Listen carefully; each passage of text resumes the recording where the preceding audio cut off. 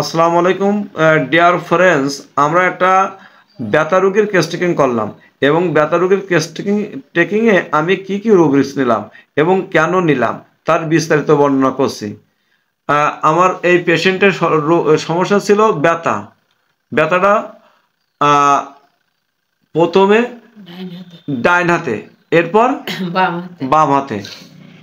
এখন এই বাম হাতে গেছে, বাম হাঁটুই গেছে।